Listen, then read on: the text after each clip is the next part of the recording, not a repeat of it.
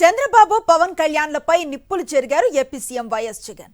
3 సార్లు సీఎంగా ఉన్న చంద్రబాబు దోచుకోవటం పంచుకోవటమే తప్ప ఏనాడు ప్రజలకు మేలు చేసింది లేదన్నారు. చంద్రబాబుతో పాటు ఆయన దత్తపుత్రుడు ఈనాడు, టీవీ5, ఆంధ్రజ్యోతికి విశ్వసనీయత లేదని మండిపడ్డారు. వారి లక్ష్యం ఏమిటి అనంటే బాబు చేయని అభివృద్ధిని ప్రజలకు గుర్తు ఉండకూడదు. అదేవిధంగా జగన్ ఇంటింటికి చేసిన మంచిని ప్రజలు మర్చిపోవాలి.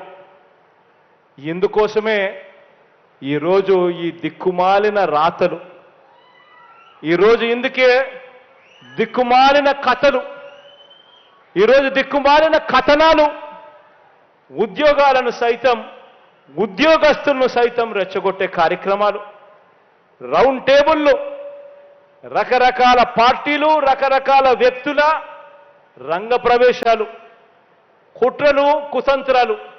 ఈరోజు తోడేళ్ళందరూ కూడా ఏకమై ఒక్క మీ జగన్ మీద, మీ బిడ్డ మీద ఇంతమంది ఏకమై ఈరోజు యుద్ధం చేస్తా ఉన్నారు. ఆలోచన చేయమని అడుగుతా ఉన్నా. ఈరోజు చంద్రబాబుకి కానీ, దత్తపుత్రుడికి కానీ వీళ్ళెవ్వరికీ కూడా ఒంటరిగా పోటీ చేసే సత్తా వీళ్ళిద్దరిలో ఎవరికీ లేదు. కారణం, ప్రజలకు మంచి చేసిన చరిత్ర వీరికి లేదు కాబట్టి వీళ్లకు అన్ని చోట్ల పోటీ చేసే సత్తా లేదు. అందుకే వీళ్ళందరూ కూడా నమ్ముకున్నది ఏమిటి అనంటే వంచనను, మోసాన్ని ఈరోజు వీళ్ళందరూ నమ్ముకుంటా ఉన్నారు. ఈరోజు అమలు చేసిన మంచి కానీ, అమలు చేసిన మంచి స్కీములు కానీ ఇవేవి లేవు కాబట్టి ఏకంగా మోసాలకు ఈరోజు మేనిఫెస్టో అట, ఇద్దరు కలిసిస్తారట, రంగురంగుల వలలతో ఈరోజు ప్రజలను మోసం చేసేందుకు వస్తా ఉన్నారు. అన్ని వర్గాలను వంచిన ఈ బాబు ఇప్పుడు కొత్తగా మరికొన్ని వాగ్దానాలతో వస్తా ఉన్నాడు.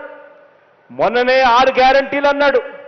అందరితో కూడా సరిపోదు, జగన్ను ఢీకొట్టలేము అని వాళ్ళంతటి వాళ్ళే ఆలోచన చేసుకొని ఈసారి ఉమ్మడి మేనిఫెస్టో అని చెప్పి మళ్ళీ ప్రజలను మోసం చేసేందుకు బయలుదేరారు.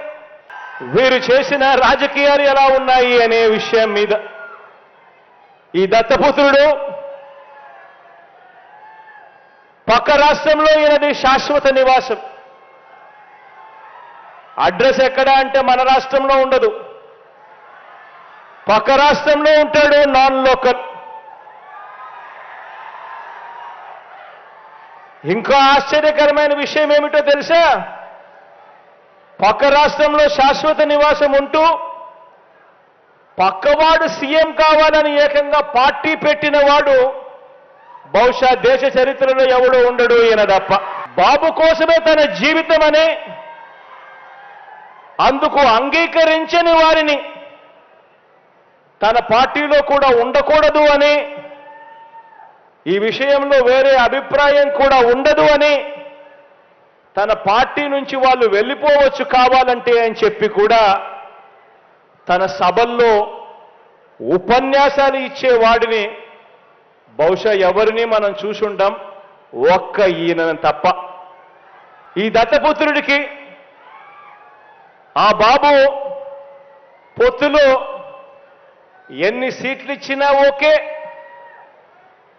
ఏ సీటు ఇవ్వకపోయినా ఓకే.